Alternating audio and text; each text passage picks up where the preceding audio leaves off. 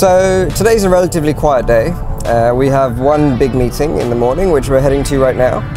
We're going to drive to the office and then we're going to park up, grab the train right opposite the office into Camden.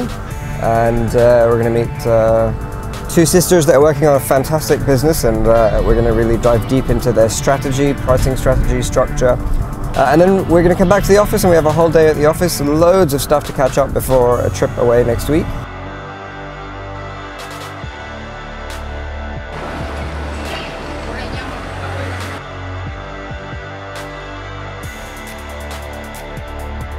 There you are. How are you? Coming in? Yeah, coming in. Yeah, well, kind of. This is Juliana. Coming in. Could be a button that says schedule free consultation, and they can go direct to that, which I think is fine. I'm just trying to look at how do we get, if 100 people come to the site, how do we get like 30 of them to say I want a free task? And of course you need to figure out the cost of that. Let's have a look at the logos first. I haven't opened it. Yeah.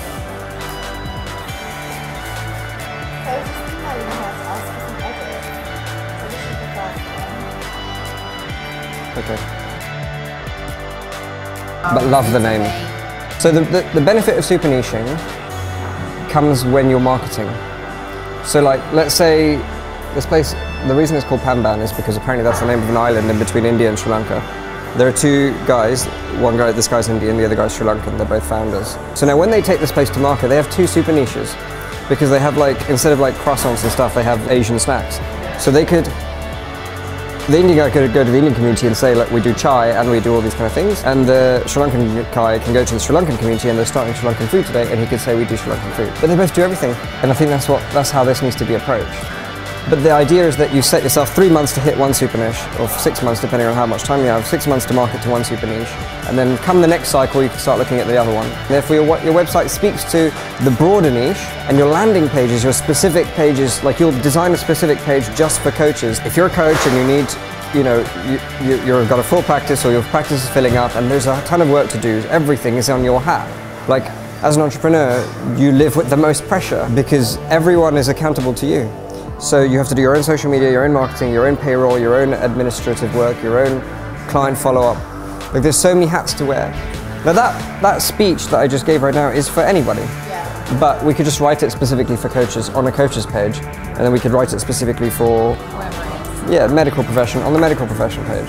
How would you, what would you need the VA for? So we sell our services. But your content in your email sequences should be literally, here's how to save 5 minutes in your day. Or here's how that you could get back an hour of your day. It's coming up to the end of the month and I'm sure you need to do your taxes. Here's how you could save 3 hours in taxes. Number one, go to this website. They have a really interesting tool you can integrate into your life to capture all your receipts. It should be, it should be completely selfless, I think. It should just be like advice. Really, most coaches won't know of really cool apps where you can capture like receipts. But how much time does that save? The way I think about it is that somebody will come to your website and opt in for your guide, which we're creating, right? Why would they still decide to pay the £200 or whatever it is? Let's just separate the sections. So people don't know about Clone, they come to find out about Clone. They come on the website, they go to the landing page, they want the guide. If they get the guide, they opt in. If they get the guide, they get the emails. Those emails have to be, I'm not saying you don't promote it, by the way. I'm saying in 10 emails, 5 of them need to be content, 5 of them can be sales.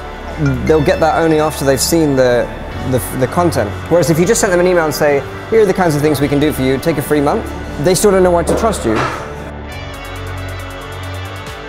Good, nice to meet you. What is it about you guys that personalizes the business, which therefore allows me to trust you more?